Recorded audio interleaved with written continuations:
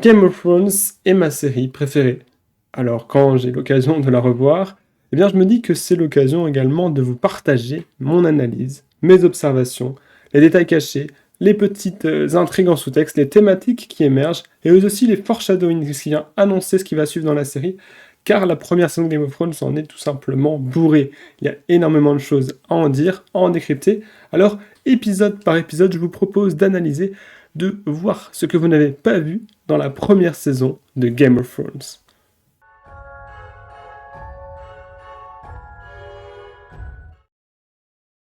Le premier épisode de Game of Thrones est un chef-d'œuvre d'introduction et de construction narrative.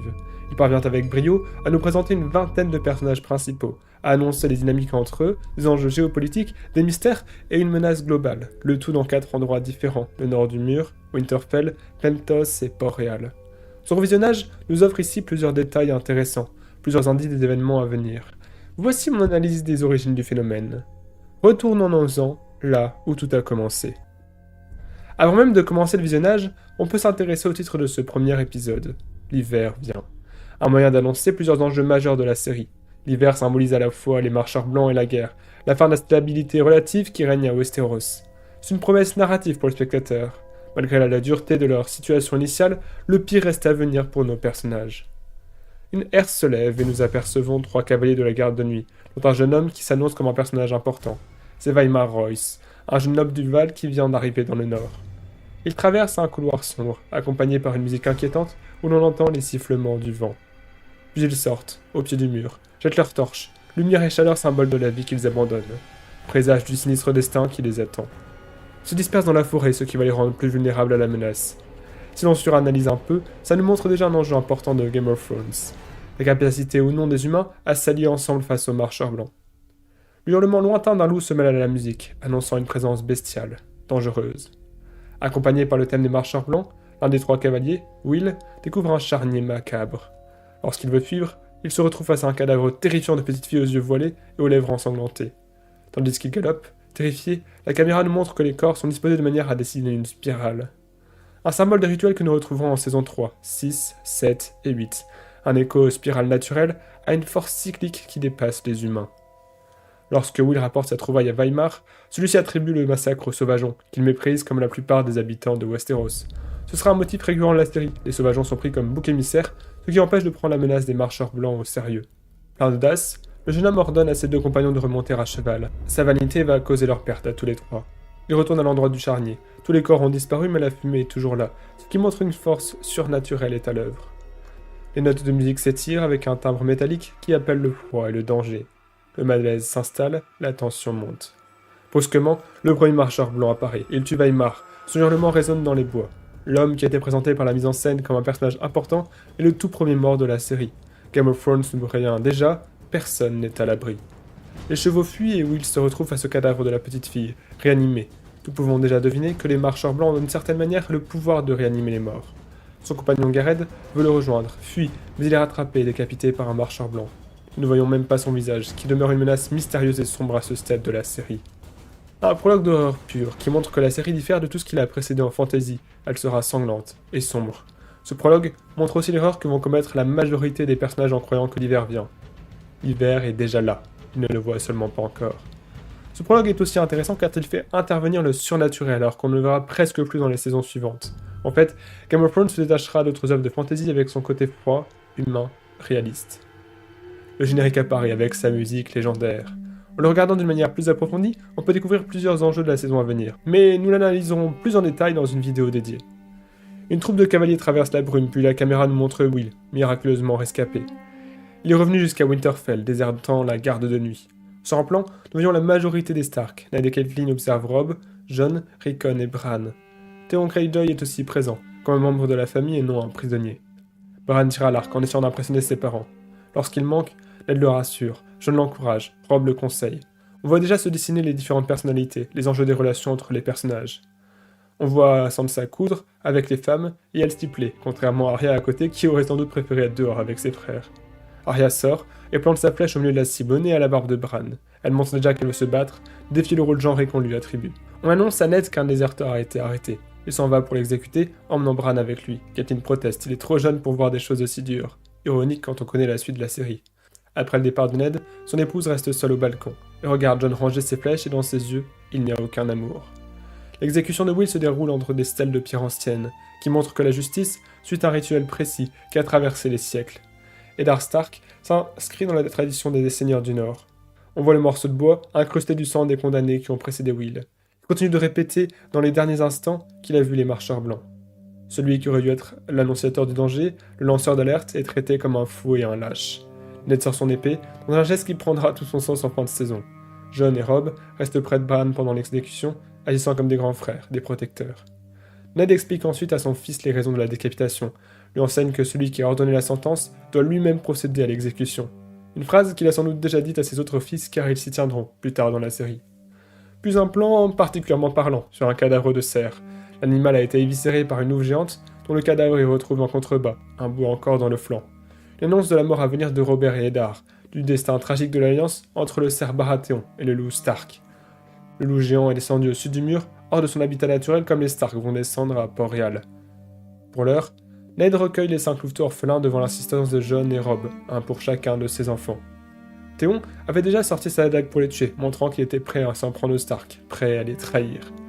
Il est d'ailleurs toujours en décalage dans l'épisode, avec des blagues de mauvais goût, des maladresses, il n'est pas à sa place dans cette famille et il en souffre. Jon trouve un 6e chiot, au pelage blanc comme neige, une couleur qui fait écho à la blancheur du Grand Nord, du mur. Le fait qu'il est aussi un chiot montre que, malgré son rang de bâtard, il appartient tout de même à la famille Stark. Une bâtardise d'ailleurs surprenante. Comment un homme aussi intègre et amoureux que Ned a-t-il pu tromper Catelyn ? Pas le temps de trop y réfléchir, les cloches de Port-Réal sonnent déjà. Nous pénétrons dans la salle du trône où les sœurs du silence entourent le corps de Jon Arryn, la défunte main du roi. La scène est observée par Cersei et Jaime. Jaime se montre insouciant tandis que sa sœur s'inquiète qu'il ait pu parler, révéler leur consanguinité et la bâtardise de leurs enfants. Un corbeau vole vers Winterfell pour annoncer la mort de Jon Arryn et la venue du roi dans le nord. Catelyn retrouve Ned au pied du barral, en train de laver son épée. Une mise en scène qui montre qu'il se préoccupe encore des paroles de Will, de ses avertissements quant aux marcheurs blancs. Ned est profondément touché par la mort de Jon Arryn. Il perd son mentor, l'homme qui l'a élevé à la mort de son père, et un de ses alliés lors de la rébellion de Robert. Il comprend aussi que le roi va lui demander d'être sa nouvelle main. Bran agit en haut des toits et le premier à voir la suite royale arriver, une escalade qui annonce déjà sa chute en fin d'épisode. Arya se déguise d'un casque pour assister à la venue des Baratheons. C'est la première fois qu'elle se travestit et c'est loin d'être la dernière. Elle est impressionnée par le casque en forme de loup de Gregor Clegane. On la voit regarder le limier quelques secondes dans un plan qui préfigure leur futur lien. Sansa sourit quant à elle en regardant Joffrey, elle qui a toujours rêvé d'être amoureuse d'un prince du Sud. Elle est caractérisée comme une enfant superficielle et naïve, elle a vécu dans un cocon pendant tant d'années qu'elle ignore les dangers du monde extérieur. Robert est accueilli dans la cour du château. On voit que la manière dont il salue chacun des Stark préfigure la manière dont ils vont mourir. Il serre Ned et Catelyn, posant ses mains derrière leur cou, et ébouriffle les cheveux de Rickon. Il serre la main de Robb. Les seuls enfants qui ne touchent pas seront ceux qui survivront à la série. C'est lui qui vient symboliquement amener la mort à Winterfell. Les plans alternent entre les visages de Jaime et de Cersei, les jumeaux aux chevelures et parures dorées qui contrastent avec les couleurs ternes de Winterfell, dessinant déjà une imposition au cœur des guerres à venir. Robert demande à descendre dans la crypte. Cersei lui rétorque que les morts peuvent attendre. La série les habille déjà comme une femme qui ne craint pas les dieux ou les morts, ce qui lui permettra de défier leurs lois. Robert l'ignore. On devine que les deux époux ne s'aiment pas, que leur union est purement politique. Dans la crypte, Robert explique à Ned que la mort de Jon Arryn a été brutale et lui demande d'être sa main. Pour unir leurs deux familles, il lui propose la main de son fils contre celle de Sansa. Nous découvrons Tyrion, avec une prostituée au bordel montrant que le vin n'est pas son seul exitoire à sa condition de nain, qu'il exerce. Il fuit ses responsabilités et sa famille. Jaime lui amène d'autres prostituées, montrant qu'il lui porte une certaine affection, malgré leurs différences. C'est la première fois que l'on voit le régicide délaisser un peu son masque d'arrogant égoïste. Robert et Ned rendent hommage à Lyanna Stark, la femme dont l'enlèvement a provoqué la guerre, la chute des Targaryens. Son fantôme plane sur le visage des deux hommes. On voit l'amour que Robert continue de lui porter, sa haine pour les Targaryens qu'il croit responsables de sa mort. Ned lui dit qu'il faut aller de l'avant. Lui sait que Rhaegar et Lyanna s'aimaient. Il porte le secret de la véritable identité de Jon. Nous arrivons à Pentos, où Daenerys est parée par son frère d'un nouveau vêtement. Viserys se montre arrogant, traite sa sœur comme un objet. Elle lui répond à peine, et on comprend qu'elle déteste et craint son grand frère. Daenerys entre dans le bain bouillant sans manifester la moindre douleur, ce qui montre déjà sa résistance exceptionnelle à la chaleur. Khal Drogo arrive avec ses cavaliers pour découvrir sa promise. Le silence plane quelques instants entre eux, puis il s'en va. Illyrio l'autre dernier Targaryen, dort Viserys d'illusion, lui disant que son retour sur le trône est imminent. Daenerys s'interrompt subitement les deux hommes pour donner pour la première fois son avis de jeune adolescente. Elle ne veut pas de ce mariage, veut rentrer à sa maison. Viserys lui répond froidement qu'il la livrerait à chacun des Dothraki si cela lui rendait son trône. Catelyn et sa fille parlent du mariage prochain avec Joffrey que Sansa désire ardemment. C'est la fête. Robert danse et se donne au plaisir sur le regard placide de Cersei et Catelyn. Un premier parallèle est dessiné entre les deux femmes, la lionne et la louve, les deux mères des héros de la série. L'oncle Benjen arrive, on voit que lui traite Jon comme un membre de sa famille. Catelyn lui dit de rester dehors pour ne pas insulter le roi de la présence d'un bâtard, et il s'entraîne rageusement tandis que tout le monde est au banquet. Cela préfigure sa détermination à combattre les marchands blancs dans l'indifférence générale. Après le départ de Benjen, Tyrion sort de l'obscurité. Un nouveau parallèle entre deux personnages rejetés par leur famille, un pour sa bâtardise, l'autre pour son handicap. Tyrion dit à Jon de porter son identité de bâtard comme une armure. Tandis que Benjen et Ned se retrouvent, Catelyn essaie d'engager la conversation avec Cersei. Sansa vient saluer la reine, qui lui demande d'un ton presque menaçant si elle a déjà eu ses règles, se posant déjà en position de dominance face à l'adolescente.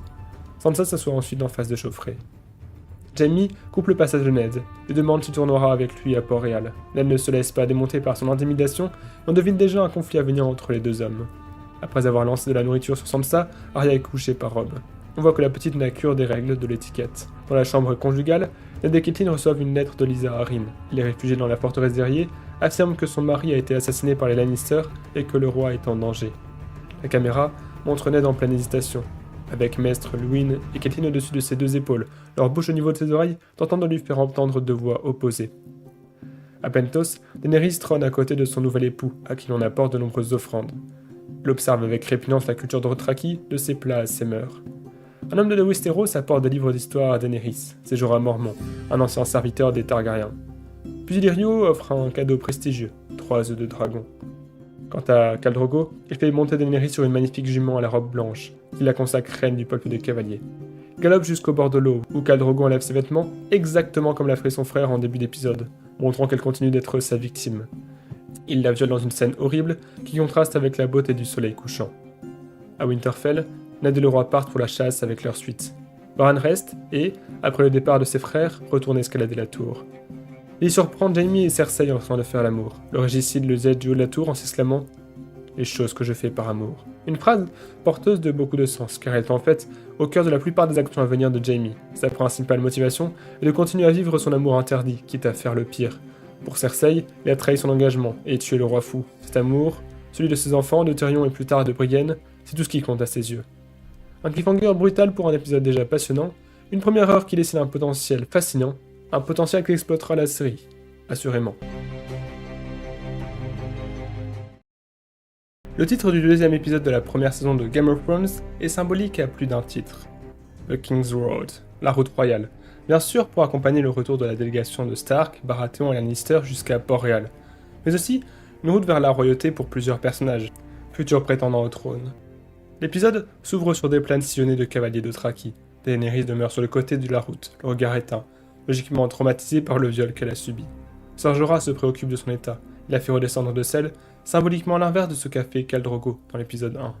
Lui voit sa personnalité, ses craintes et ses doutes de jeune fille. Jorah conseille à Viserys de rentrer chez lui Illyrio, mais arrogant, le jeune Targaryen refuse. Quand ils évoquent la décapitation, le nom de Ned Stark apparaît dans la phrase suivante. Tyrion se réveille au milieu des chiens, en gueule de bois, allongé face à un Joffrey qui le domine, profite de sa supériorité pour se moquer de lui. Tyrion se relève, vient conseiller Joffrey, puis lui donner 3 claques.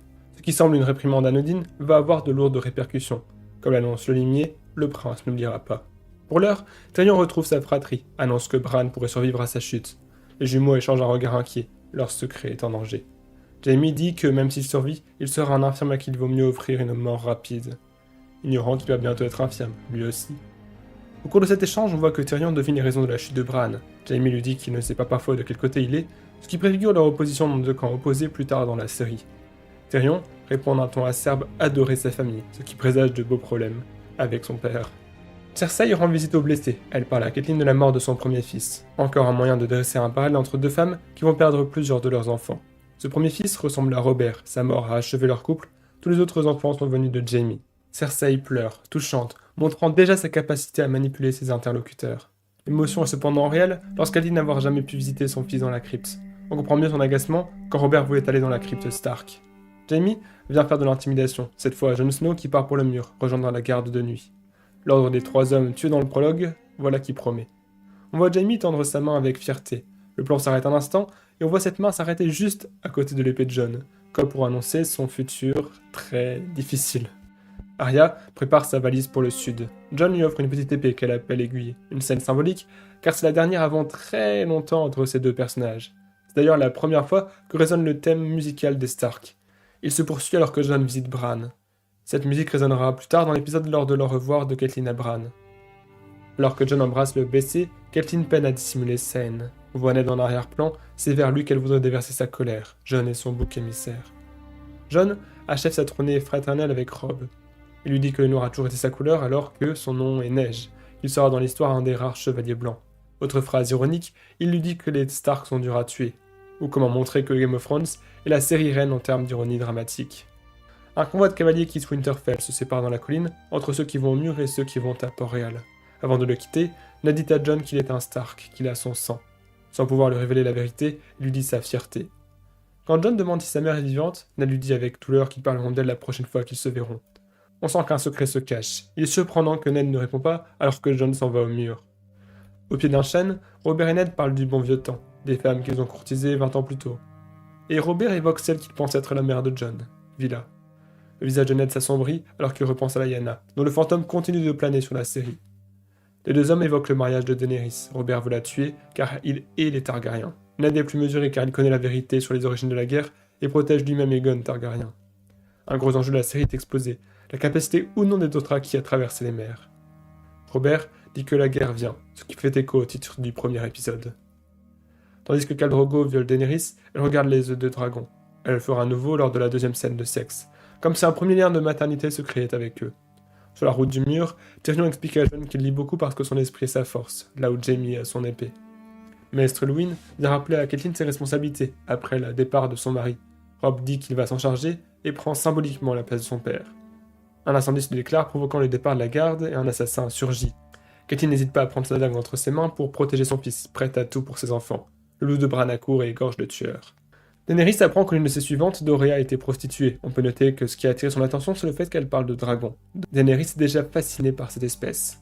Son frère a choisi des femmes pour lui transmettre la langue, les coutumes d'Othraki et l'éduquer sexuellement. Catelyn retourne sur le lieu de la chute de Bran. Elle a des doutes après la tentative d'assassinat. Elle retrouve une mèche de cheveux blonds dans la tour. Une mèche de Lannister. Elle partage ses doutes avec des hommes de confiance. Il est d'ailleurs très surprenant de voir que Théon se tient parmi eux. Le meurtrier avait une dague en acier valérien. Une arme qui va prendre beaucoup d'importance dans les saisons suivantes. On voit que Robb et Théon sont déjà prêts à aller à la guerre, fougueux. Catelyn préfère aller seule à Port-Réal pour prévenir son mari du danger. Alors qu'elle fait ses adieux à Bran, on la voit déposer une étoile à 7 branches à son chevet. 7 comme les nouveaux dieux, ce qui rappelle ses origines du Val. Dorea donne des conseils à Daenerys pour plaire à son mari. Elle lui dit notamment qu'il ne faut jamais le quitter des yeux. Dans toutes ces scènes de sexe, on verra toujours Daenerys maintenir le contact visuel avec ses partenaires. Lorsque le cal vient, elle lui répète plusieurs fois non, comme en fin de premier épisode, et met en pratique les conseils de sa suivante. Sur la route royale, Sansa parle pour la première fois avec le limier. Elle croise le sinistre Ilyn Payne, le bourreau royal. Puis Joffrey vient l'inviter à une balade. Il croise Arya en train de bréter avec le fils du boucher. Joffrey montre pour la première fois de manière très visible son sadisme en écorchant la joue du jeune garçon. Arya le défend, aidé par Nymeria qui mord Joffrey au poignet. Il pleure misérablement tandis qu'Arya le menace de son épée. En lisant les livres, on apprend que cette scène se déroule proche de là où Robert a vaincu Rhaegar Targaryen dans la guerre précédente. Là, c'est Joffrey qui est vaincu. Il n'est absolument pas l'héritier de son père. Arya jette d'ailleurs son épée dans l'eau, montrant symboliquement qu'il n'est pas un chevalier. Le soir, le roi convoque tous les enfants pour tirer l'affaire au clair. Comme il ne peut départager leurs deux versions, Cersei demande à Sansa de se donner son témoignage. Ned pensait qu'elle dormait, on voit que Sansa commence à lui échapper, qu'elle n'est plus la petite fille obéissante et bien élevée. Cersei l'appelle chérie, renforce son emprise sur la petite. Elle essaie de semer des premières graines de discorde dans la famille Stark et sourit en voyant les deux sœurs se disputer. Sansa préfère se taire pour ne pas compromettre son prince, une trahison symbolique de sa famille alors que son père se tient près d'elle. Une réaction logique pour une si jeune adolescente. Cersei demande que Lady, le loup de Sansa, soit puni à la place de celui d'Arya. Les deux sœurs protestent mais le roi refuse de se prononcer. Il fuit ses responsabilités en quittant la salle, refuse de résoudre véritablement le conflit et laisse la tension s'installer. Un beau résumé de son règne. Ned dit qu'il va s'occuper de la sentence. Lui-même, suivant la philosophie qu'il a exposée pendant le premier épisode. La mort de Lady montre la fin du rêve de Sansa, d'une romance heureuse avec un beau prince vertueux, et la première mort de son innocence. Sur le chemin, Ned croise le limier qui ramène le cadavre du fils du boucher. Lui et Lady sont les boucs émissaires sur qui se déversent les tensions de la cour, ce qui permet à l'injustice de perdurer. Au moment où Ned tue Lady, les yeux de Bran s'ouvrent. Bien tissé par la mise en scène avec un animal, lui, la future corneille à 3 yeux. Cette fin d'épisode a une symbolique forte. En tuant Lady, Ned se met du sang sur les mains. C'est les conséquences de son choix de suivre Robert sur la route royale, vers une capitale où sa noblesse et ses principes seront mis à rude épreuve. Commençons une fois de plus cette analyse par un petit zoom sur le titre, Lord Snow. La série se concentre pour la première fois sur un seul personnage, Jon. Ce briquet montre la différence entre le nouvel arrivant de la garde de nuit et ses frères d'armes. Éduqué par les Stark, il se retrouve en compagnie de voleurs et criminels. Il est pris entre son ambition de noblesse et sa condition de bâtard. Ce surnom, d'abord ironique, prend une signification différente à la fin de l'épisode et avec la suite de la série. Comme Tyrion le lui a conseillé, Jon porte sa bâtardise comme une armure et gagne le respect et l'amitié de ses camarades en tant que Lord Snow. Dans la première image de l'épisode, on voit les bannières du loup entrer à Port-Réal, avancer vers un mur où est sculpté un cerf. Les Stark rejoignent les Baratheons. Ned est convoqué au conseil restreint, et l'on voit déjà son décalage avec les us de la cour, lorsque le messager lui demande s'il veut porter une tenue plus appropriée. Ned marche vers le trône de fer. Derrière, on peut apercevoir un vitrail avec un cerf, emblème Baratheon. Ce vitrail sera changé avec chaque nouveau souverain tout au long de la série. Les portes se referment derrière la nouvelle main, Ned est symboliquement prisonnier. Prisonnier de Port-Réal, mais aussi prisonnier de son nouveau pouvoir. Jaime l'attend sur les marches, un Lannister, comme un obstacle symbolique de son chemin vers le pouvoir. Le fait que Jaime reste auprès du trône montre aussi son lien si particulier avec la royauté, lui le manteau blanc, mais aussi le régicide. Cette scène fait écho au jour où Ned a retrouvé Aerys mort et Jaime assis sur le trône. Ned le méprise pour cette trahison. L'opposition thématique entre ces deux personnages est très intéressante. Jaime a été privé de l'honneur après avoir décidé de tuer le roi fou, il est le régicide, le traître, et tente de se justifier face à l'homme qui, lui, incarne le mieux l'honneur. Au conseil restreint, Varys est le premier à accueillir Ned d'une voix mielleuse. Il veut tout de suite obtenir son attention. La nouvelle main apprend que le royaume a de lourdes dettes qui le rendent dépendant des Lannister, et en plus que Robert demande un nouveau tournoi. Cersei soigne Joffrey. Après qu'il ait montré un peu de vulnérabilité, pour la toute dernière fois de la série d'ailleurs, elle lui apprend que c'est lui la vérité. Avec une telle éducation, on comprend mieux son comportement. Joffrey est une ordure parce qu'il est délaissé par son père, élevé par sa mère pour en devenir une. On voit sa haine des Stark et la naïveté de sa vision politique. Cersei le conforte dans son idée. Tous ceux qui ne sont pas nous sont nos ennemis. Une phrase clé qui sera au cœur de ses manigances futures. Elle dit aussi qu'il faut savoir quand détruire son ennemi, qu'il faut savoir attendre son heure. En colère, Arya s'entraîne pour planter Joffrey avec des coups de couteau sur la table qui préfigurent sa liste et son futur de sans visage. L'assassine. Ned offre une poupée à Sansa, montrant le décalage entre sa vision de son enfant et la volonté d'émancipation de l'adolescente. Ne pas voir sa fille grandir sera l'une de ses plus grandes erreurs. Ned monte ensuite voir Arya dans sa chambre. Il découvre son épée, elle lui dit ne pas vouloir être une dame. Le thème des Stark résonne pendant sa visite. Arya dit ne pas comprendre comment son père peut laisser Sansa être mariée à Joffrey. Des mots justes qui touchent Ned. Il dit aussi à sa fille que dans l'hiver à venir, l'union entre les Stark sera primordiale, et cette prophétie se réalisera en saison 7. La première scène de Bran le montre observer une corneille à la fenêtre. Première annonce de ses futurs pouvoirs. Il dit qu'il aime les histoires qui font peur, et la vieille femme qui le garde l'appelle enfant de l'été. Bran n'a en effet jamais connu l'hiver, et son louveteau s'appelle aussi été. Quand elle prononce le nom des marcheurs blancs, son visage s'anime aussitôt. On entend la musique des marcheurs blancs au fond musical. Si Robb se moque de ses contes, on voit que Bran prend lui le surnaturel bien plus au sérieux, comme lorsqu'il croyait le récit de Will en épisode 1. Robb se rend compte que Bran a oublié sa chute, lui confirme qu'il sera infirme. Bran dit qu'il aurait préféré mourir, reprenant les mots de Jaime Lannister. Catelyn arrive à Port-Réal. Elle est escortée jusqu'à Peter Baelish dans un de ses bordels.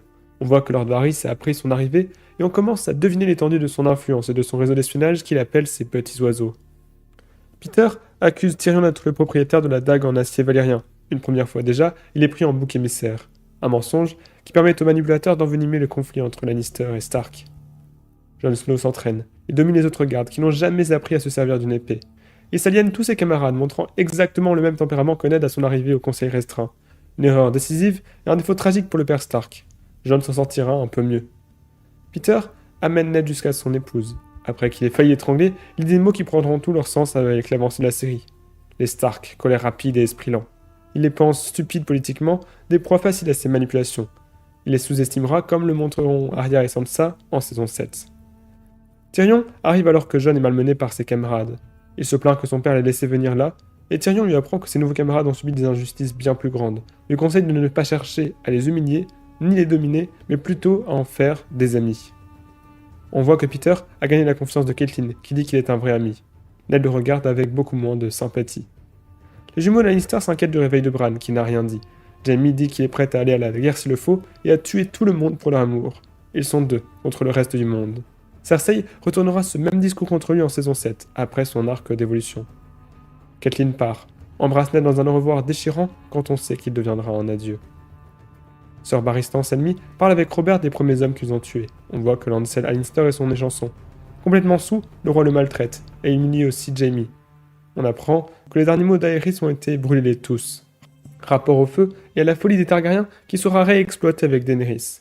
Jaime expliquera cela plus en détail à Brienne dans la saison 3. On voit dans le regard de Jaime qu'il porte une estime réelle à Barristan. Les Dothraki continuent leur voyage. Jorah est aux côtés de Daenerys. Elle montre de la compassion pour un esclave, ce qui montre un contraste important avec son frère. Elle a pris de l'assurance, demande à arrêter toute la horde, ce qui rend Viserys furieux. On voit que les Dothraki n'ont aucune considération pour la vie de l'héritier du trône Targaryen, son sang royal. Il est dominé par sa petite sœur maintenant qu'elle est Khaleesi. On lui enlève son cheval, ce qui constitue une terrible humiliation dans le peuple des cavaliers. Jon monte en haut du mur pour la première fois. Benjen lui apprend qu'il partira en expédition hors du mur, pour vérifier les rapports qu'il a reçus. Il lui dit qu'ils parleront quand il reviendra. Scène miroir avec le revoir de Ned Stark. Benjen se confronte à Tyrion. On voit son animosité pour les Lannister, pour tous les petits seigneurs qui vivent tranquillement alors que la garde vit une existence difficile et dangereuse. Daenerys apprend à parler la langue de Dothraki. Elle répète le mot fierté tandis qu'on lui fait une tresse, symbole de la fierté chez les Dothraki. Cette tresse, ses cheveux, va évoluer à mesure des saisons, plus longue et complexe, à mesure qu'elle monte en puissance et que son personnage gagne en nuances. Sa suivante se rend compte qu'elle porte un enfant. En apprenant la nouvelle, Jorah dit qu'il doit partir en cheval. Il doit porter la nouvelle à ses commanditaires qu'un nouveau Targaryen pourrait naître. Jon s'entraîne dans la cour. On voit qu'il n'est plus un jeune loup en quête de prouver sa valeur, mais un camarade qui aide les autres. Tyrion regarde par la fenêtre, fier qu'il suive ses enseignements. Maître Aemond parle à Tyrion de l'hiver imminent. Il dit que l'hiver sera long, que des choses sombres viendront. On voit que les anciens, que ce soit lui ou la vieille Nan, savent, mais ne sont pas écoutés. La musique du prologue des marcheurs blancs commence à résonner. La menace est déjà connue au mur, rapportée par les sauvageons. Tyrion dit que c'est folie, mais on le voit douter. La garde de nuit a perdu des effectifs, n'est pas capable de repousser une vraie menace. On veut commencer à faire le parallèle entre les marcheurs blancs et la menace climatique. Les lanceurs d'alerte ne sont pas écoutés, on croit le danger impensable. Le maître et le commandant demandent l'aide de la couronne. Nouvelle scène au lit entre Daenerys et son mari. À nouveau, les œufs de dragon nous sont montrés. Daenerys annonce porter un fils. Jon dit au revoir à Tyrion, on voit qu'il commençait à l'apprécier. Il lui demande de transmettre ses amitiés à Bran. À Port-Réal, on découvre un personnage fascinant, Syrio Forel. Je lui ai dédié une vidéo d'analyse complète et je vous invite à aller la voir. Syrio apprend à Arya à se battre à la manière de Braavos. Arya gardera un style de combat similaire tout au long de la série, surprenant pour ses adversaires. Ned les regarde en souriant, puis son visage se durcit quand les mouvements s'accélèrent. On entend l'écho d'un champ de bataille. Le claquement du bois devient le claquement du métal. Ce qui est un jeu deviendra une question de vie ou de mort. Voir sa fille se battre lui rappelle les guerres passées et lui fait craindre celles à venir. Une scène à l'image d'un épisode prometteur. Pas de mort, pas de sang, mais l'annonce de dangereuses menaces et d'un conflit d'ampleur. Infirme, bâtard et choses brisées. Un titre pour annoncer plusieurs personnages majeurs de cet épisode. Jon, Tyrion, Bran et de nouveau avec Samuel Tarly et Gendry. Un titre qui nous montre surtout la volonté de l'œuvre de choisir des héros inhabituels, des opprimés et des parias. Si nous avions pu penser que les héros resteraient des personnages nobles, vertueux et puissants à la Ned, Robb ou Catelyn, ils céderont leur place avec l'avancée des saisons, car les vrais héros de Game of Thrones, ce sont eux, les infirmes, les bâtards, les choses brisées. L'épisode s'ouvre sur le claquement d'ailes d'une corneille qui surgit dans la cour, où Bran est en train de tirer, comme l'irruption de ce nouveau destin dans une vie qui semblait déjà tracée. Ce destin de corneille à 3 yeux. L'oiseau entraîne le jeune garçon jusqu'à un couloir avec des torches qui fait penser à celui d'en dessous du mur, qui permet d'aller au-delà, jusqu'au marcheur blanc. L'oiseau se perche sur un loup Stark, et l'on découvre qu'il a 3 yeux. C'est la première fois que l'on voit Bran rêver, dans une première saison où les rêves et visions sont rares. Alors on peut se douter que chaque détail de ce rêve a son importance. À son réveil, Théon le convoque sur ordre de Robb. On peut noter que le loup de Bran grogne en voyant Théon entrer. Il sent qu'il ne faut pas lui faire confiance. Hodor apparaît pour la première fois. Tyrion est arrivé à Winterfell, alliance établie avec Bran, alors qu'il lui fait cadeau d'un plan de scène adapté aux infirmes. Tyrion a de la compassion pour les infirmes et transmet des idées à Bran pour l'aider. Tyrion dit à Robb qu'il devrait apprendre de la courtoisie des seigneurs.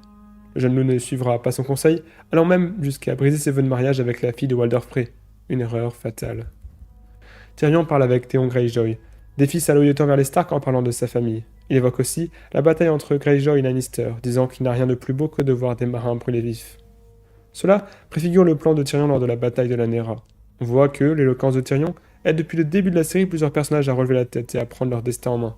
Théon, Jon, Bran, pour le meilleur et pour le pire. Samuel Tarly arrive au mur, sous les huées. Jon met fin à son humiliation, se dressant contre l'autorité du maître d'armes. Sam dit être faible à Jon et avoue sa lâcheté, ce qui montre qu'il n'est pas dénué de courage. Les Dothraki arrivent à Vaes Dothrak, leur capitale. Après une petite joute orale, on voit que Viserys s'écarte des autres cavaliers, seul devant, ce qui préfigure que personne ne le suivra dans ses volontés de conquête. Viserys parle à Doréa des dragons et de la construction du trône de fer.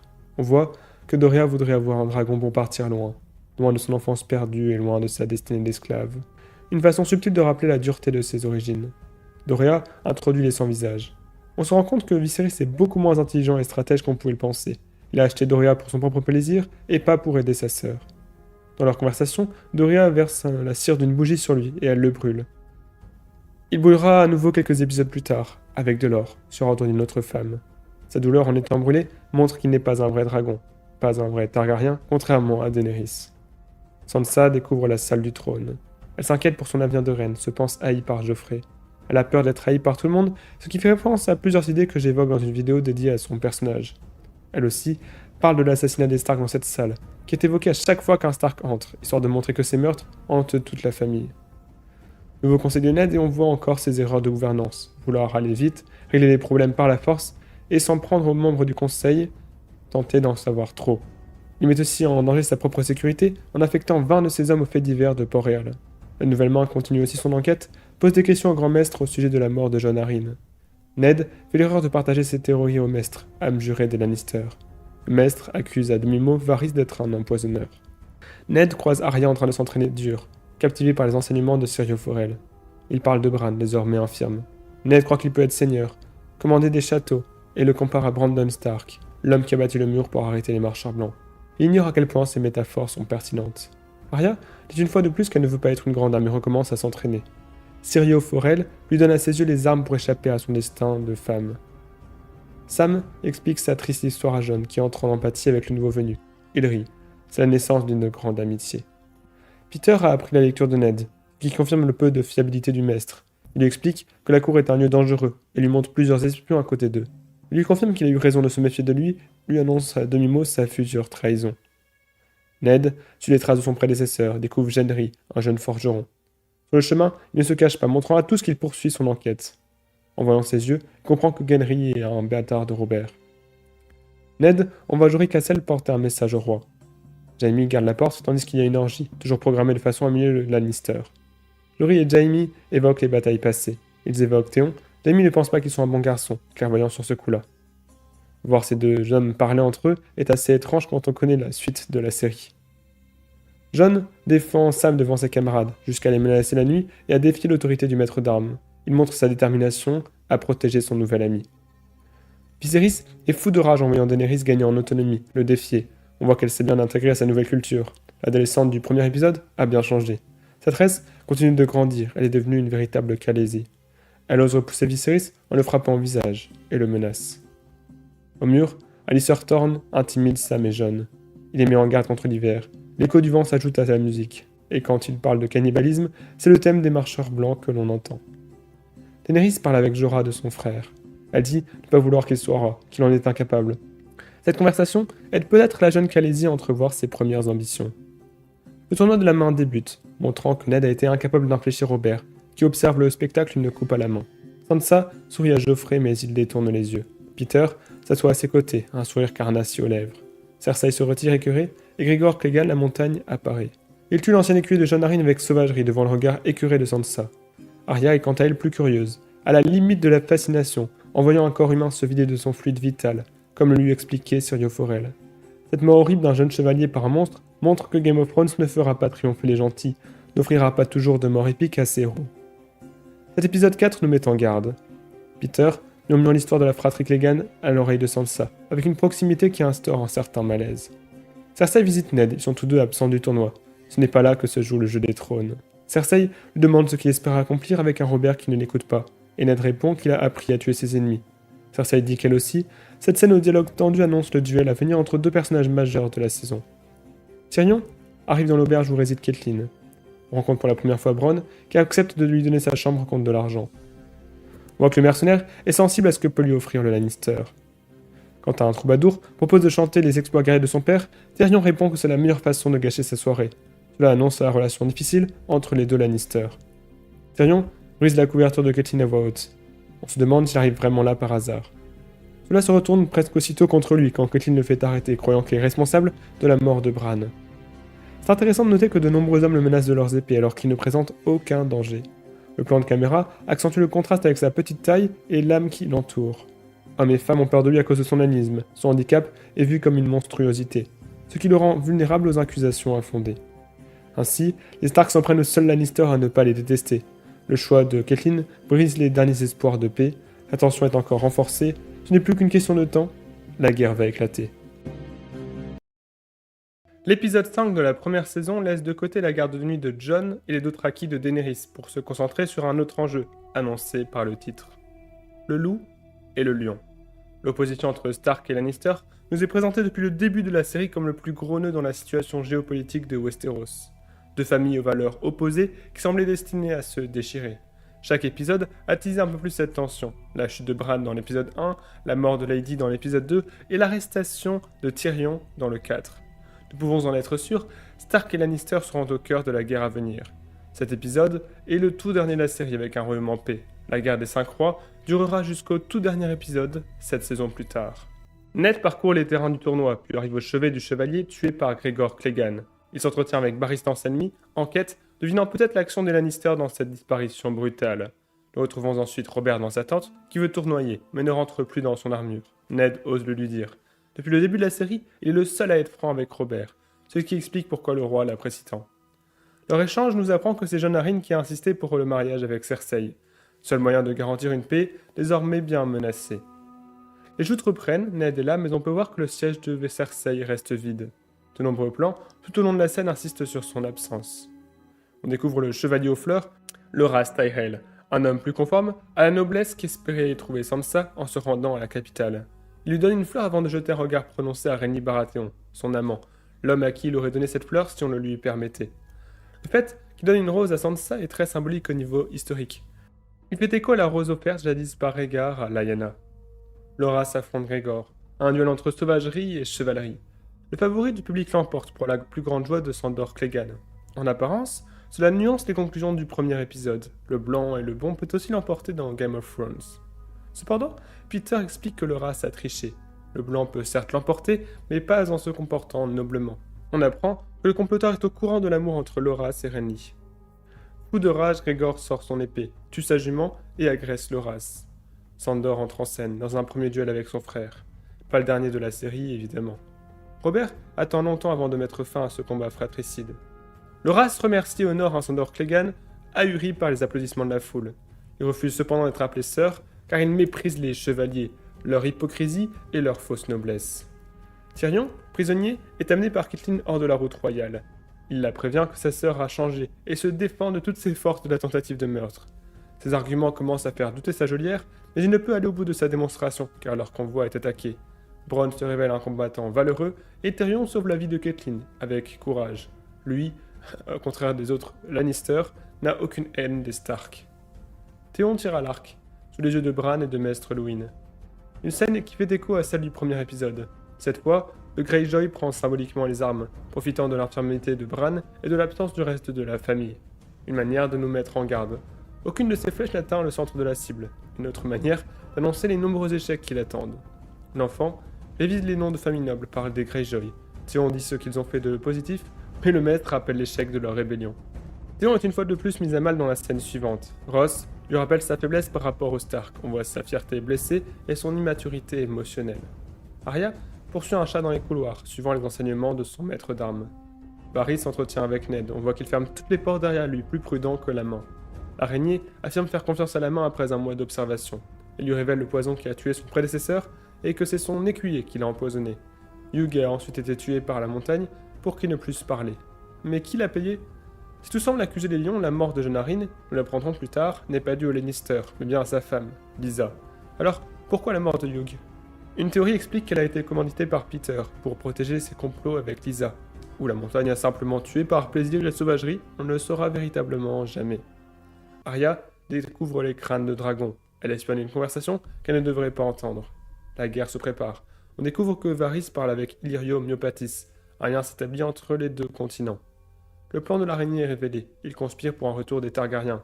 Il veut agir vite, avant que la géopolitique du royaume se complexifie et que la guerre ne fasse rage. Arya essaie de s'enfuir. Dans le plan suivant, Peter regarde le trône avec fascination, montrant qu'il sera un moment ou un autre un prétendant.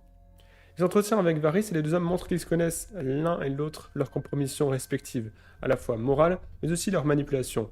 L'un ne peut s'en prendre à l'autre sans risquer la compromission. Arya trouve une issue par la plage, n'arrive dans un premier temps pas à rentrer car on la prend pour un vagabond. Après qu'elle rejoint Ned, un homme de la garde de nuit apporte la nouvelle de la capture de Tyrion. Consterné par cette nouvelle, Ned demande à Joril d'emmener sa fille. Ce dernier la rassure, il n'y a pas à avoir peur. Ironique quand on connaît la fin de l'épisode.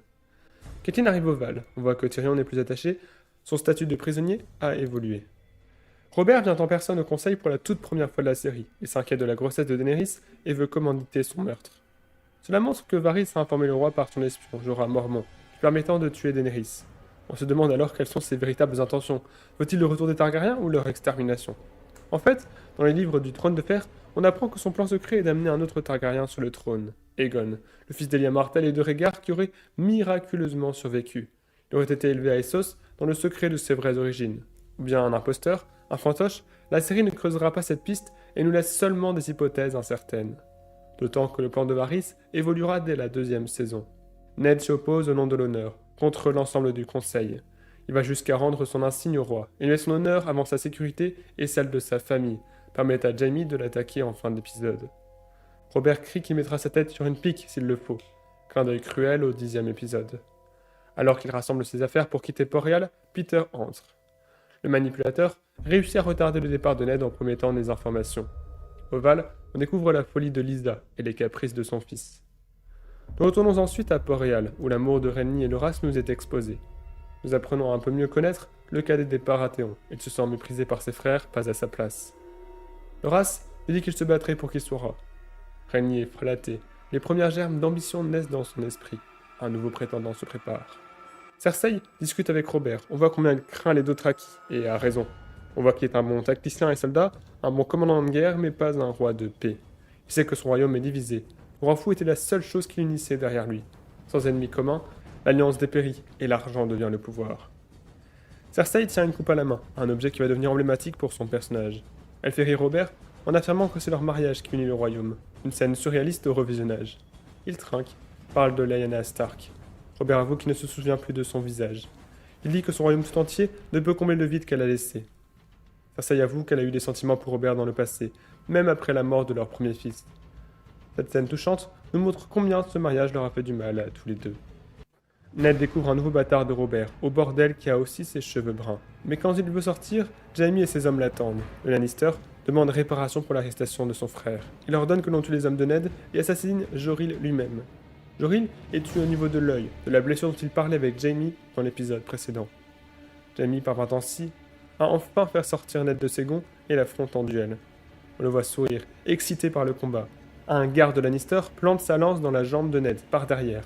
À l'image de Ned, homme d'honneur battu par traîtrise. Il s'évanouit sur le pavé, le sang des Stark a coulé, la guerre a commencé. Une couronne d'or. Référence évidente à la chute brutale de ce 6e épisode, avec la couronne mortelle reçue par Viserys. Mais aussi une référence à la couleur des cheveux de Joffrey Baratheon. Ned arrive au bout de son enquête et va découvrir la bâtardise de l'héritier de la couronne. Un rebondissement majeur qui le poussera à soutenir Stannis et à accélérer une guerre déjà bien en marche. À son réveil, Ned découvre Robert et Cersei à son chevet. La discussion s'échauffe entre les trois personnages et la reine finit par dire à son mari que c'est elle qui devrait porter l'armure.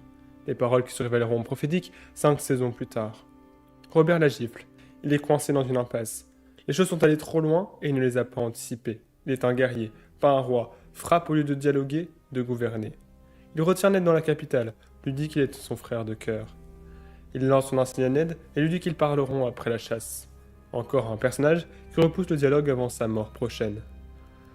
Le plan où Ned regarde son badge de main est en miroir de celui où Daenerys regarde un œuf de dragon, deux objets qui vont sceller leur destin respectif. Daenerys met l'œuf dans les braises, comme si elle désirait déjà son éveil. Elle ne se brûle pas en le prenant, contrairement à Dorea. Le rêve de Bran recommence. Il avance un peu plus loin cette fois, jusqu'à un long couloir éclairé de torches, les cryptes du château de Winterfell. Son rôle de corneille à trois yeux lui permettra plus tard dans la série d'explorer le passé de sa famille, et notamment de découvrir la vérité au sujet de Lyanna Stark. Hodor lui amène sa selle, et il peut chevaucher grâce à Tyrion. En parallèle, Théon tente de pousser Robb à la guerre. On voit le Stark plus mesuré. Agacé, il répond à Théon que la famille Stark n'est pas sa maison. De violentes paroles qui accélèrent un terrible déchirement. Bran s'éloigne, seul dans les bois. Il est attaqué par les sauvageons. Quand il leur dit son nom de Stark, il associe à celui de Benjen et non celui de Ned, montrant que le pouvoir de Port-Réal n'a aucune importance au-delà du mur. Le dialogue nous apprend plusieurs enjeux, un dénommé Mance Rayder, après le commandant des sauvageons, et qu'il fuit vers le sud pour échapper aux marcheurs blancs. Robb arrive, tue l'un d'eux, son premier mort en tant que futur chef de guerre, et Théon aussi. Il les sauve d'une flèche. Robb ne le remercie pas, fait l'erreur de ne pas le reconnaître à sa juste valeur. Les deux hommes épargnent Osha, un personnage qui prendra de l'épaisseur dans la suite de la série. Tyrion est enfermé au bord du gouffre, il pousse des cris d'aimant, ce qui nous aide à comprendre qu'il est là depuis un certain temps, et son geôlier ne vient que pour lui donner des coups. Arya continue son entraînement, elle est touchée par la mort de Joril, la blessure de son père. Syrio lui apprend qu'il n'y a qu'un seul ennemi, la mort. Un ennemi à qui l'on dit « pas aujourd'hui ». Daenerys mange un cœur de cheval cru sous les yeux de son mari. Cette cérémonie doit permettre de fortifier l'enfant à naître, ce qui ne portera pas vraiment ses fruits. Le nom de l'enfant est intéressant, Rhaego. Un mix parfait entre Targaryen et Dothraki. Viserys doute qu'elle parviendra à tout manger quand Jorah lui fait confiance. Pour rassurer, son grand frère dit qu'il n'aura pas le vrai sang Targaryen. Viserys réalise peut-être que l'enfant à naître devient une menace pour son retour sur le trône. Il part même avant la fin de la cérémonie. Il disparaît de cette scène, comme il s'apprête à disparaître de la série. Viserys veut voler les œufs, mais est surpris par Jorah, on voit qu'il est complètement déconnecté de son environnement, après toutes ces semaines à voyager avec les Dothraki. Il est dévoré de jalousie pour sa sœur, qui reçoit l'amour et l'admiration qu'il a toujours espéré. Tyrion essaie de corrompre et manipuler son geôlier, un art dans lequel il excelle. Il parvient à se faire amener devant Lysa Arryn dans un procès qui annonce celui des prochaines saisons. Cette fois déjà, il confesse des crimes qui ne sont pas ceux qu'on attend de lui. On voit l'amusement de Bronn. On voit l'éloquence de Tyrion quand il appelle à la foule, demande un procès par combat, pensant gagner du temps en demandant Jaime. Mais Bronn vient à son secours. Ce succès lui donnera confiance pour faire appel à Oberyn Martell plus tard dans la série. Robert chasse avec Renly et Barristan en Selmy. Lancel lui sert du vin, un détail qui devient décisif. Robert parle encore du passé. Il est un roi tourné vers le passé. Un roi qui va bientôt devenir passé, lui aussi. Robert demande à son frère s'il a fait l'amour avec une femme, alors qu'il est de notoriété publique qu'il est homosexuel. Il ne lui porte aucun intérêt, aucune considération. Renly se révolte devant la nostalgie de Robert, cesse d'être passif et s'oppose à lui. On voit que le jeune Baratheon porte beaucoup moins de considération pour la guerre. Robert le repousse, Renly s'en va, le laissant isolé, plus vulnérable à la menace. Robert boit, encore, se livre à son destin tragique. Ned règle les affaires courantes, assis sur le trône. C'est le premier personnage à y monter de toute la série. Le premier à se piquer aux lames du trône de fer. Peter à ses côtés le soutient dans son opposition à Lannister. Une belle manière pour le manipulateur d'attiser encore le conflit entre les deux familles, l'éclatement de la guerre qu'il désire. D'une certaine manière, elle a déjà commencé. Gregor Clegane, sous commandement Lannister, s'en prend à des innocents. Ned le déchoit de ses titres et la condamne à mort avec une audace qui sidère l'audience. C'est l'occasion pour Ned de punir la montagne pour ses crimes atroces pendant la guerre, dont il n'a jamais répondu. Il demande d'envoyer un message de menace à Tywin. Il frappe fort, mais ignore qu'il n'a pas les moyens de le faire. Bronn combat avec malice, utilisant un chandelier, les colonnes, s'adapte à son environnement et s'enfuit quand il le faut. Son opposant, Sir Vardis, s'épuise avec sa lourde armure, avec son style de combat honorable. Une belle manière de s'assurer la défaite dans Game of Thrones. Bronn remporte son duel sous le regard consterné de Catelyn. Tyrion paie sa dette à son geôlier et s'en va. Il s'en sort grâce à son intelligence, sa connaissance des lois et son éloquence. Sansa est avec sa septa, on voit qu'elle s'habille comme une fille du Sud. Elle parle à sa septa comme si elle était une moins que rien, et accueille Joffrey avec prévenance. Le jeune prince s'excuse et lui offre un collier, sans doute envoyé par sa mère pour manipuler la jeune Stark le moment venu. Il adore d'illusions, hypocrites, de royauté et de mensonges en forme de promesses, puis l'embrasse. Théon voit sa prostituée partir pour le sud. A l'inverse, Ned veut renvoyer ses filles dans le nord, pressentant les dangers. Il continue son enquête et découvre que Joffrey est le seul de sa lignée à avoir les cheveux blonds, qu'il est en fait un bâtard Lannister. Viserys arrive ivre au milieu de la fête d'Othraki. Quand Khal Drogo lui dit qu'il n'est pas un roi, il sort son épée, bravant l'interdit des lois d'Othraki. Il se pense en sécurité car le sang ne peut être répandu à Vaes d'Othrak. Il menace Daenerys, son bébé, enterre les dernières traces d'amour fraternel, s'enlevant sa seule alliée dans un milieu hostile. Il pense que Khal Drogo craque en lui donnant une couronne d'or. On le voit jubiler comme un enfant, naïf. C'est ce qu'il est resté, un enfant trop gâté à qui on a promis qu'il gouvernerait le monde. Un prince qu'on a privé de trône, d'avenir, pour une vie de fuite et d'attente. Un enfant au milieu d'adultes. Lorsqu'il comprend le destin qui l'attend, terrifié, il appelle Daenerys, Dany, son surnom d'enfant. Mais sa sœur le regarde froidement mourir, recevoir la seule couronne qu'il a méritée en tant que roi. Ce n'est pas la dernière fois qu'elle assistera de manière aussi détachée à de telles exécutions. Le corps de Viserys s'effondre, emporté par le poids du métal. Une manière de montrer déjà que le poids de la couronne est lourd, que peu peuvent la porter. Que beaucoup se perdront dans cette ambition démesurée. Car comme aux échecs, le roi est la pièce la plus visée, la plus vulnérable. Daenerys dit que le feu ne peut pas tuer les dragons. Elle y résiste, contrairement à son frère. Une manière d'annoncer pour la première fois ses ambitions. Le dragon, c'est elle. Le titre du 7e épisode de la première saison, You Win or You Die, Tu gagnes ou tu meurs, est une référence directe à l'un des plus grands moments de la série, l'une de ses plus grandes citations. Une phrase qui permet à Cersei d'annoncer à Ned sa mort prochaine, mais aussi quelques mots qui résument parfaitement l'essence de Game of Thrones. Une série sans pitié, où les joueurs sont nombreux, mais les survivants rares. C'est l'unique fois de la série où les mots Game of Thrones sont explicitement prononcés. Une manière d'annoncer que toutes les tensions accumulées depuis le début de la série vont éclater. Et qu'après la mort de Robert, le jeu des trônes peut véritablement commencer. L'épisode s'ouvre sur un camp militaire, nous confirmant que la guerre est bien là. Nous découvrons un personnage majeur de la série, Tywin Lannister. Devant sa tente, on voit un cadavre de cerf montrant que Robert est la victime des Lannister depuis des années. Cela annonce sa mort dans l'épisode. C'est Tywin qui le dépaisse lui-même, montrant que, dans l'ombre, il est le grand instigateur des actions de la famille Lannister. C'est aussi la marque d'un homme qui n'a pas peur de se salir les mains pour arriver à ses fins, ce que nous confirmerons les noces pourpres. Il dit à son fils Jaime qu'il aurait dû tuer Ned, lui reproche d'accorder trop d'importance au regard des autres. Leur dynamique pendant le dialogue est intéressante. On voit Jaime plus effacé qu'à l'habituel, dominé par ce père qui continue de l'impressionner. Ce dernier lui donne 30 000 hommes pour attaquer les Stark. Tywin voit Jaime comme son héritier, lui dit qu'il est temps de devenir l'homme dont sa maison a besoin. Avec des paroles prophétiques, il annonce que la plupart des Lannister vont mourir sous peu, que seul leur nom importe. Il annonce aussi son ambition de créer une dynastie qui régnera sur le trône de fer. Ned convoque Cersei dans le jardin, lui dit savoir pourquoi Jon Arryn est mort. Il l'accuse de consanguinité. Elle assume, se compare aux Targaryens, et on voit combien tous deux aiment leurs enfants. Ned lui dit de fuir avec sa progéniture pour échapper à la colère de Robert. Un avertissement aussi noble que naïf, la meilleure manière d'accélérer sa chute. Cersei réplique en évoquant sa colère à elle, qu'elle cache plus subtilement, mais qui va bientôt éclater au grand jour. Il ne faut jamais la sous-estimer, de nombreux autres personnages feront cette erreur.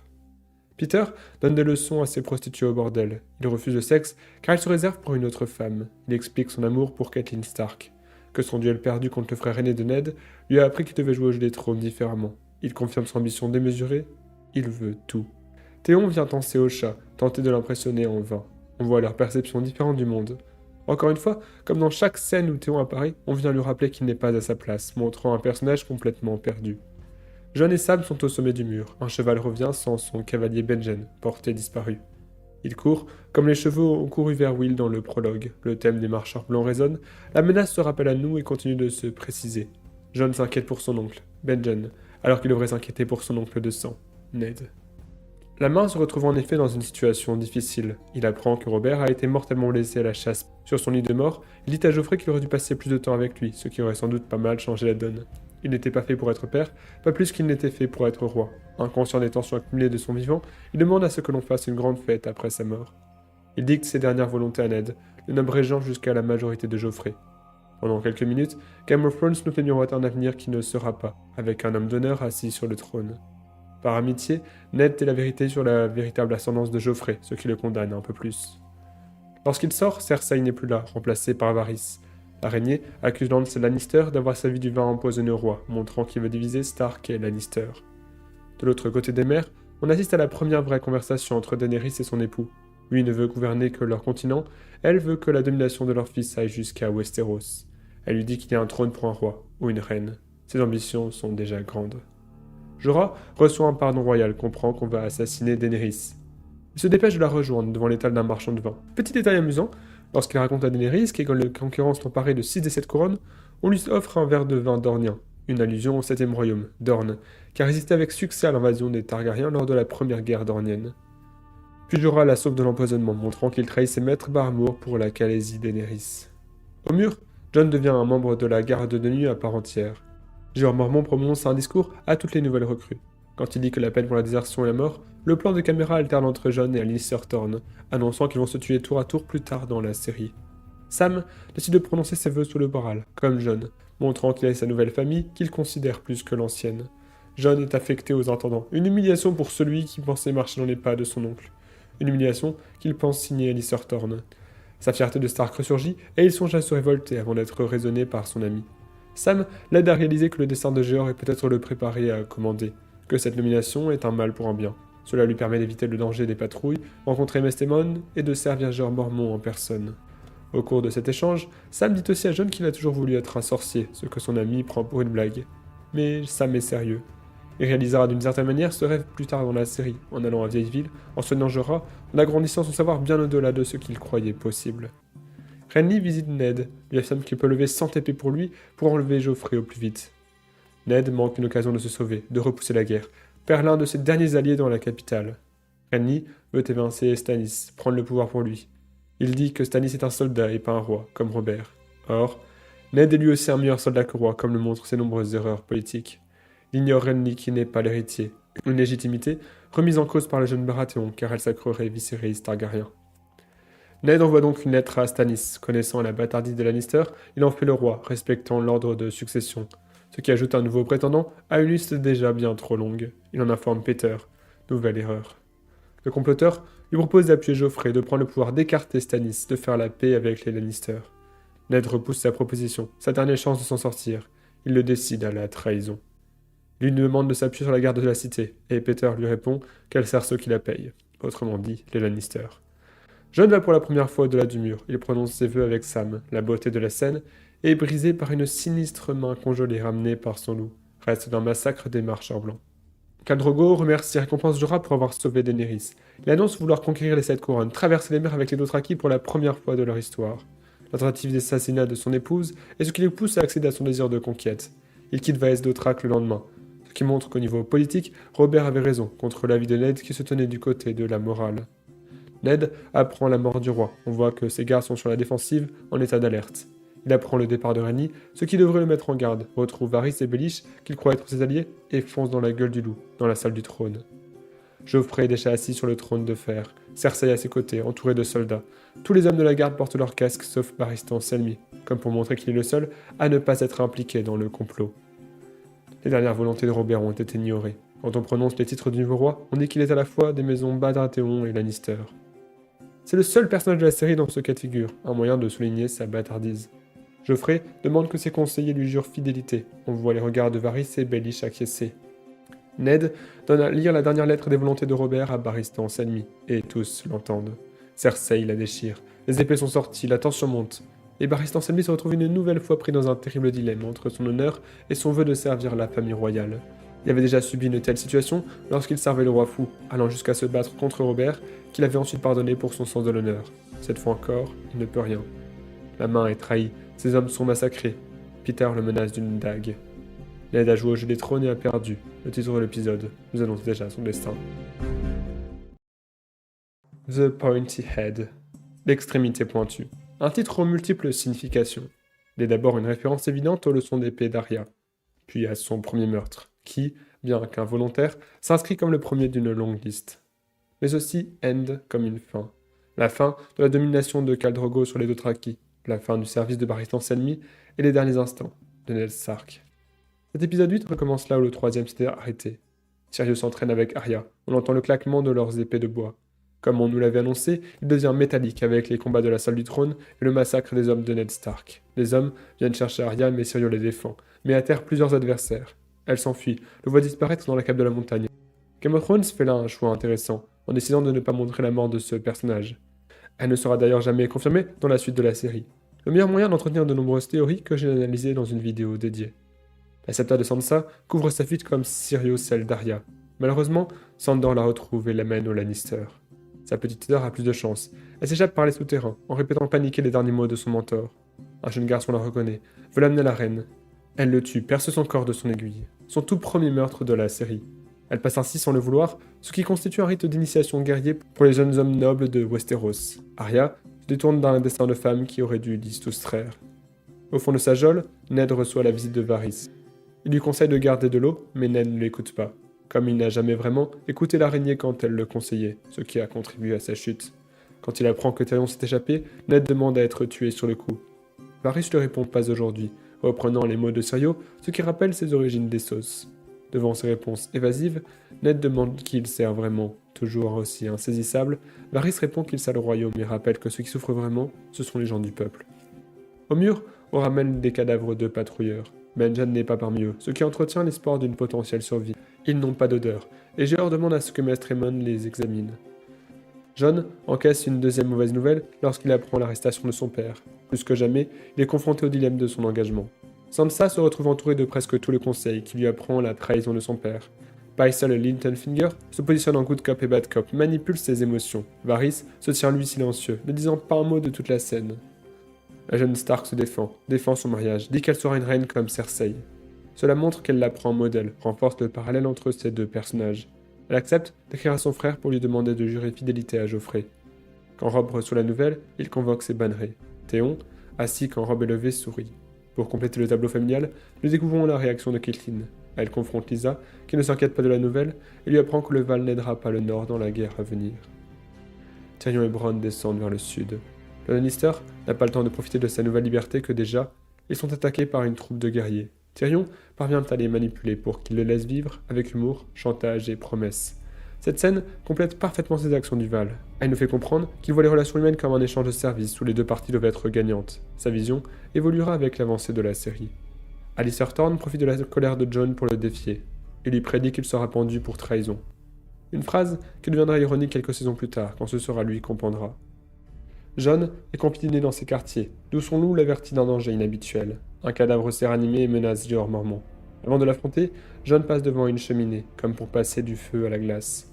On peut nouer un parallèle avec la soirée passée devant l'âtre qui précédera la bataille de Winterfell. Il empale son adversaire, comme Arya empalait le palefrenier de Port-Réal. Comme sa sœur, il utilise pour la première fois son épée dans un combat mortel. De l'autre côté des mers, Daenerys voit les Dothraki prendre des esclaves pour les vendre contre de l'or. Jorah lui explique que c'est pour acheter des navires pour Westeros. Révoltée par ces traitements, elle fait montre de compassion et décide de les protéger. Elle s'oppose aux hommes de son mari, à ses ordres directs. Admiratif de sa détermination, Khal Drogo la soutient. Mago, un des Dothraki, se révolte. Il a insulté Daenerys d'étrangère, ce qui illustre la xénophobie entre les deux continents, qu'un garde Lannister avait aussi montré face à Syrio. Mago défie le Khal en duel, le coupe très légèrement au torse avant d'être vaincu. Une des captives, Mirri Maz, dit qu'elle peut sonner le Khal. Daenerys fait l'erreur de faire confiance à la sorcière. Comme Ned, elle fait l'erreur de la clémence, de la pitié. De manière tragique, ce sont ces belles valeurs qui vont provoquer la mort de son mari et de son fils. Les bannerets sont réunis à Winterfell et on voit leur dissension interne. Robb les commande avec détermination, montre qu'il n'a pas peur de s'opposer à ses propres hommes. Il a un code de l'honneur très strict et s'y tient. Il apporte une grande importance au serment. Le soir, Robb visite son petit frère. Il annonce à Bran qu'il part à la guerre, que lui reste car il doit toujours y avoir un Stark à Winterfell.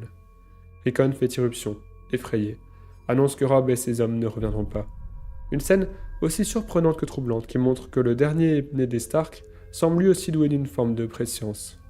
C'est ensuite au tour d'Osha de rendre visite à Bran. Elle lui dit que Robb n'aura pas l'aide des anciens dieux en allant au sud, car ils n'y ont pas de pouvoir. Il aurait dû marcher vers le nord, pas vers le sud. C'est là que se trouve le vrai ennemi. Cette menace est renforcée par les explications de Sam. Il apprend à Jon que la créature qu'il a détruite a été réanimée par le pouvoir des marcheurs blancs. Il en a entendu parler dans un vieux livre d'Aemon. Caitlyn traverse un paysage verglacé, première marque de l'hiver à venir. Elle retrouve Robb en plein conseil de guerre. Après les échanges officiels, Leur masque de dignité s'efface quand ils se retrouvent seuls. Catelyn avertit son fils. S'il perd, il condamne leur famille. En miroir, Tyrion arrive au campement Lannister. Il le traverse en compagnie de ses nouveaux alliés, qui, en plus de l'épargner, acceptent de se battre avec lui. Il est le dernier personnage à apprendre la mort de Robert, l'emprisonnement de Ned. Nous assistons au conseil de guerre, où Tywin sous-estime grandement la jeunesse de son ennemi. Il sous-estime aussi son propre fils, le méprise pour son handicap, ce qui constitue peut-être sa plus grande erreur de la série. Il affirme que jamais Jaime ne se serait fait capturer à sa place. Au conseil de Robb, on apprend l'enjeu du pont, qui se révélera majeur dans la suite de la série, décontrôlé par Lord Frey, le bannerai le moins fidèle des Stark. Les échanges sont arrêtés quand un éclaireur Lannister est amené prisonnier. À la surprise générale, Robb le relâche et lui demande de prévenir Tywin de la venue de l'hiver. Un moyen pour lui d'entretenir la confiance de son ennemi, de préparer un plan meurtrier. Ned est réveillé par son gardien dans son sommeil. On veut l'épuiser, le pousser à bout pour le rendre plus vulnérable. Joffrey est assis sur le trône dans la scène suivante, comme pour montrer la transition du pouvoir entre les mains de ces deux personnages. Le jeune roi nomme Tywin comme main et déchoue à Barristan Selmy de son rôle de manteau blanc. Il l'humilie, le dit trop vieux et le remplace par Jaime. Les Lannister prennent tous les postes importants à la cour. Vient ensuite la dernière scène de l'épisode. Sansa cède de manipulation de Cersei et prend la parole devant Joffrey. Son promis lui sourit. Elle demande à ce que l'on épargne son père. Le roi accepte, à condition que Ned confesse ses crimes et reconnaisse son pouvoir.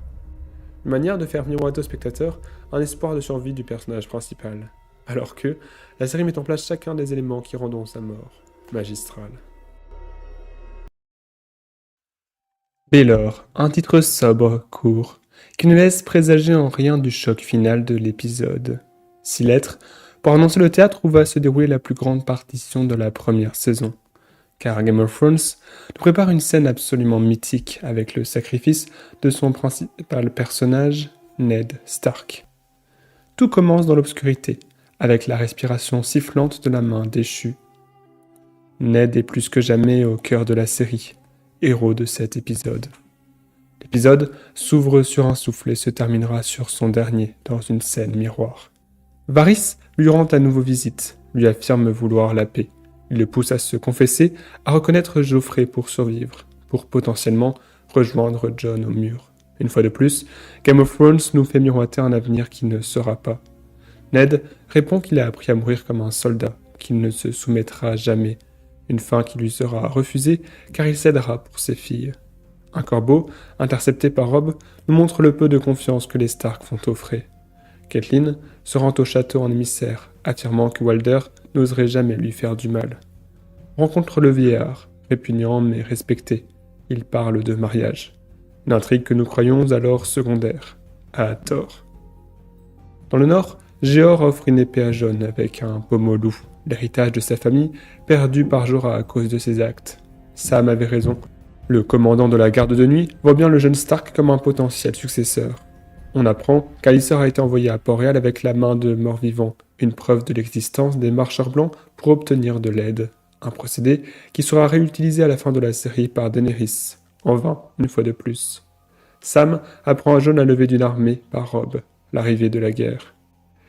Catelyn transmet les conditions de Walder Frey à son fils, de la moins à la plus exigeante, son mariage avec sa fille. Robb accepte et les Stark traversent le pont. Tout semble aller pour le mieux. Aemon demande à voir Jon. Il lui dit que l'amour est la mort du devoir et, en effet, Jon trahira son devoir par amour. L'opposition thématique entre l'amour et le devoir est très importante dans plusieurs arcs de personnages de cette saison, notamment celui de Ned. En suivant le devoir que lui impose le roi, il va à l'encontre de son amour pour sa famille. Pour lui, le devoir sera la mort de l'amour. Maestre Aemon explique à Jon la difficulté qu'il y a à choisir entre ses vœux pour la garde et la réalité du monde. Il lui demande ce que choisirait son père entre l'honneur et la famille. Jon pense que Ned choisira l'honneur, mais il va faire le choix inverse en fin d'épisode. Le maître révèle dans cette scène ses origines de Targaryen, son refus de siéger sur le trône et les propres dilemmes qui ont agité sa vie. À Essos, Khal Drogo tombe de cheval, ce qui le déchoit de son rang de Khal. Daenerys parvient à maintenir son autorité avec peine, à tenir tête aux Dothraki. Dans le campement Lannister, Tywin dit à Tyrion qu'il sera à l'avant-garde avec ses sauvages. Bronn est avec une prostituée. C'est la première fois que l'on rencontre Shae. On apprend que la mère de Tyrion est morte en lui donnant le jour. Une information cruciale pour comprendre la psychologie de ce personnage et sa relation avec son père, Tywin. Khal Drogo délire dans la fièvre, il va mourir. Jorah propose à Daenerys de fuir avec lui avant qu'elle perde tout pouvoir. Mais la Khaleesi a une autre idée en tête. Elle fait appel à la sorcière Mirri Maz Duur pour sauver le Khal. Elle tient tête aux Dothraki, affirme que le sang du dragon coule dans ses veines, annonce d'une certaine façon la conclusion du prochain épisode. La sorcière tue un cheval, pratique une magie interdite. Elle dit que seule la mort peut permettre la vie. Or, cette mort sera celle de son enfant à naître. Daenerys sort le visage ensanglanté d'attente, comme s'il avait elle-même tué son enfant. Jorah porte son armure. Tous les Dothraki regardent la Khaleesi en silence. Khotto veut aller dans la tente pour achever cette ignominie. Il frappe Daenerys au ventre et affronte Jorah, qui le tue. Daenerys annonce soudain que son enfant va naître. La scène suivante est en apparence plus calme. Tyrion et Shae jouent avec une bougie à côté de Bronn. Shae dit être habitué à la douleur. Dans un jeu à boire, nous en apprenons plus sur le passé des trois personnages. Seul Shae refuse de l'évoquer. Tyrion raconte quant à lui l'histoire de son faux mariage, de son humiliation par son père. Quand, soudain, la panique se répand dans le campement, les Stark ont pris les Lannister de vitesse. Tyrion prend une armure et parvient à motiver son groupe, est ensuite assommé par un pommeau d'épée et manque la bataille. Au réveil, il apprend que 2000 Stark sont morts, que le reste a disparu. Ils ont en fait attaqué l'autre partie de l'armée, dominée par Jaime, et l'ont capturé. Robb Stark, le jeune loup, a profité de la vanité adverse pour l'emporter. Une manière de donner de l'espoir pour Ned, une possibilité d'un échange de prisonniers. Robb prononce un discours et annonce sa raison que cette guerre est loin d'être terminée. Dans les rues de Port-Réal, Arya meurt de faim. Elle tue un oiseau. Première irruption thématique de la mort dans cette scène. Premier oiseau. Elle apprend que l'on amène son père au septuaire de Baelor. La majorité de la scène sera filmée de son point de vue et de celui de Sansa. Arya monte près de la statue de l'ancien roi pour voir Ned être amené prisonnier. La foule le hue. La scène n'est pas filmée de manière sensationnaliste. On a l'impression d'assister à un énième rebondissement de la série, mais pas à la mort du personnage principal. Ned est conduit vers le centre de la place. Il lève seulement 2 fois la tête pour croiser le regard de ses filles. Il croise aussi Yoren, recruteur de la garde de nuit venu à Port-Réal pour chercher ses recrues, et lui dit Baelor pour qu'il sauve Arya. On voit Arya préparer sa dague, nous donnant l'espoir absurde qu'elle pourra faire quelque chose. Ned lance un regard à Sansa, montrant qu'elle est celle pour qui il a accepté de se parjurer, car la seule chose qui compte plus à ses yeux que l'honneur, c'est la famille. Sansa sourit, croyant qu'elle a sauvé son père. Dernière joie avant un long moment pour son personnage. Ned reconnaît la légitimité de Joffrey. Il parle devant les Sept, alors que ce n'est pas les dieux qu'il prie. Quand il parle, on entend le bruit des oiseaux. Le grand maître dit que les dieux peuvent être justes, donner le pardon, et tous se tournent vers le jeune roi. Joffrey se lève, dit que Cersei lui a demandé d'épargner Ned et de l'envoyer au mur. Ce qui était peut-être le seul moyen d'empêcher ou de ralentir la guerre à venir, mais lui veut la tête de Ned, contre Cersei, Varys et Sansa, qui veulent s'opposer à cette décision tragique. Seul Peter Baelish demeure immobile, comme si cette mort était ce qu'il attendait. Le comploteur devine sans doute le chaos qu'elle va provoquer, un chaos qui sert ses plans.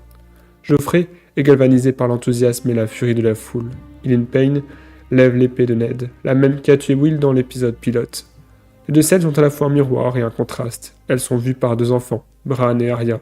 Dans l'une, Ned accomplit la sentence lui-même. Dans l'autre, un bourreau prend la place de Joffrey, à l'encontre du code de l'honneur Stark. Ce parallèle et tant d'autres font le succès de cette scène. La mort d'un héros est toujours un pari risqué, souvent perdant. Ici, elle fonctionne car elle a été longuement préparée dans les épisodes précédents, comme j'ai pu le relever à de maintes reprises dans mes précédentes analyses. Avec ses erreurs politiques, ses écarts de son code de l'honneur et son incapacité pour Ned Stark à se faire des alliés. Ned voit qu'Arya a disparu, ce qui le soulage un peu dans ses derniers instants. Une de ses filles échappe aux Lannister. Il baisse la tête, accepte de mourir, murmure quelques mots inintelligibles, une dernière prière, que certains spectateurs ont interprété comme « Protège ma famille ». Les cris de la foule s'apaisent alors qu'on retrouve enfin le point de vue du personnage principal de la saison, pour l'accompagner dans ses derniers instants. On entend sa respiration, cette respiration qui a poussé Ned à ses choix, à sa mort, l'amour qu'il a détourné de son chemin d'honneur. Ned est décapité comme il a décapité Will dans le premier épisode. Qui utilise l'épée, périra par l'épée. Il a tué un homme qui avait brisé sa promesse, lui subit le même sort après avoir accepté la voie du mensonge pour se sauver. On voit la lame traverser son cou, aller même un peu plus loin. Aucun espoir de survie n'est possible. Les oiseaux s'envolent. Arya ferme les yeux. La scène a commencé avec la mort d'un oiseau, elle se termine avec des oiseaux vivants et son père mort. Des oiseaux qui s'envolent comme s'en est allée la vie de Ned Stark. Placer cette mort à l'épisode 9 est très intelligent. Cela permet de laisser un épisode pour en dessiner les conséquences et donner d'autres raisons aux spectateurs de suivre la suite de la série. La vengeance de Robb, la réaction de Jon, l'avènement de Daenerys, les raisons ne manqueront pas. La décapitation de Ned Stark s'inscrit comme l'origine de la grande majorité des événements d'importance de la série. Elle révolutionne la manière de voir un personnage principal de série. Personne n'est à l'abri. La série nous le rappellera souvent, tout le monde peut mourir. Dans Game of Thrones, la fin ne sera pas toujours heureuse. Fire and Blood, Feu et sang. Un titre d'épisode marquant, deux mots particulièrement symboliques dans la série et l'univers en général de George R.R. Martin. Le sang de Khal Drogo, le sang du fils de Daenerys, le feu des dragons, le sang de Ned et le feu qu'il va déclencher, le feu d'Aerys, dont les cendres hantent encore Westeros. Feu et sang, la devise de la famille Targaryen. Dans l'épisode 1, nous avions l'hiver vient, la devise des Stark. Cet épisode 10 lui répond. Ned était le personnage principal, maintenant c'est Daenerys. C'est d'ailleurs l'enjeu principal de cette conclusion de saison, donner de l'intérêt aux spectateurs aux nouveaux personnages principaux, après la disparition de Ned. Un défi relevé haut la main. La première image nous montre la lame ensanglantée d'Ilyn Payne, avec le bruit distant de la foule, histoire de bien confirmer que la mort de Ned Stark a bel et bien eu lieu, et d'ouvrir une ère meurtrière à Westeros où de nombreuses têtes tomberont encore. Arya est emmenée par Yoren et Sansa s'évanouit. Nous plongeons dans un nouveau rêve de Bran, le troisième avec la corneille. Il raconte ce rêve en même temps qu'on le voit. Il a vu Ned dans la crypte, avec les morts. Le jeune Stark dispose déjà d'une forme de préscience magique. Il descend dans la crypte avec Osha, ce qui permet de rappeler en quelques phrases l'histoire de la famille Stark. Rickon s'y trouve déjà. Il a eu la même vision que son frère. Catelyn sanglote à l'écart en apprenant la nouvelle. Robb, lui, frappe sur un tronc, fou de rage. Il promet qu'il va tuer tout le monde. Tristesse et colère, promesse de vengeance. Un barde chante la honte de Robert et Geoffrey applaudit, suivi par sa cour. Puis il demande qu'on lui coupe la langue. Le jeune roi fait étalage d'une cruauté qu'il peinait déjà à réfréner quand il n'était qu'un prince. Il emmène Sansa avec lui et lui montre l'état de son père et de toute sa suite. Sansa se rebelle pour la première fois, affirmant que Robb va le tuer. Geoffrey demande à ce qu'on la frappe. Sansa, humiliée, regarde le vide, puis Geoffrey, et avance vers lui avec une pulsion mortelle, mais le limier s'interpose. Il lui conseille d'obéir pour éviter de nouvelles douleurs. Les hommes du Nord refusent de s'allier à Renly ou Stannis et proclament Robb leur seul souverain légitime. On voit que parmi eux se tient une seule femme, c'est Maege Mormont, la mère de Lyanna Mormont, un personnage important des futures saisons. L'indépendance du Nord est déclarée une première fois lors d'une scène mémorable qui aura de nombreux parallèles dans la suite de la série. Théon donne aussi son épée, affirme à Robb qu'il sera son frère, qu'il le restera toujours. Cette scène établit le nouveau chef des Stark comme un des personnages principaux de la série. Cela n'est pas surprenant car elle semble parfaitement à l'archétype traditionnel d'un héros de fantasy. Catelyn rend visite à Jaime. Le Lannister fanfaronne, elle le frappe. Il dit notamment que l'habit de veuve lui va bien. Un miroir a une réplique de Ned dans l'épisode 5, qui dit que l'habit de veuve n'irait pas à sa femme. Catelyn lui demande pourquoi il a poussé Bran de la tour, déclenchant les événements qui ont poussé la guerre. Elle ne comprend pas. Au conseil des Lannister, c'est la catastrophe. On évoque une possible paix, mais la mort de Ned la rend impossible. Les deux frères Baratheon ont eux aussi levé leurs armées. Tywin fait en sorte de rester seul avec Tyrion. Il lui dit que ses hommes vont se replier à Reynold et l'envoie à Port-Réal pour régner en tant que main du roi à sa place. Pour la première et peut-être la dernière fois de la série, il fait le choix intelligent de faire confiance à son fils. On sent combien Tyrion est touché d'obtenir cette reconnaissance. Chez les Dothraki, une nuit s'est écoulée depuis la cérémonie de Mirri Maz-Dur. Daenerys apprend la mort de son fils. La sorcière n'a ramené Khal Drogo qu'à un état de demi-vie. La Khaleesi a tout perdu. Sa pitié pour la sorcière a eu des conséquences catastrophiques. Tyrion décide d'amener Shae à Port-Réal. Il désobéit à Tywin, un choix lourd de conséquences pour la suite de son arc de personnage. Au mur, Jon veut déserter. Il renverse Sam pour partir à cheval. Gamera le poursuit à travers bois. Jon se retourne en entendant Sam tomber, puis cède lorsque ses amis récitent leurs vœux. Daenerys décide d'étouffer Khal Drogo, toujours amorphe. En larmes, elle perd son mari, son ancien agresseur devenu le porteur de ses ambitions. Maître Pycelle parle de ses années de service à Port-Réal à une prostituée. Il pense que Geoffrey sera un grand roi. Varys et Peter discutent à nouveau dans la salle du trône. Cela semble être la suite de leur discussion de l'épisode 5. On voit Peter le regarder avec la même fascination, et Varys deviner son ambition. Après les menaces du premier échange, ils disent cette fois se vouer une admiration mutuelle. Un miroir est dessiné entre eux par la mise en scène. Yoren dit à Arya qu'elle sera désormais Harry, un garçon. La question du genre est une nouvelle fois soulevée dans son arc de personnage. Ce qu'elle espérait lui est donné de la pire des manières. Le garçon s'en prenne à Arya, qui les menace de son épée, et est défendue par Gendry. Elle part vers le nord, vers le mur. Gendry, quant à lui, ne comprend pas pourquoi on l'envoie loin de Port-Réal, mais c'est parce que son maître sait qu'il est en danger après la mort de Robert. Jeor dit à Jon qu'il sait tout de son escapade. Il lui apprend que les sauvageons s'unissent, désertant leur village, que des cadavres laissés par des marchands blancs ont été découverts. Jeor dit qu'ils partent en expédition dès le lendemain au-delà du mur. Il appelle Jon Lord Snow. Petite référence à l'épisode 3.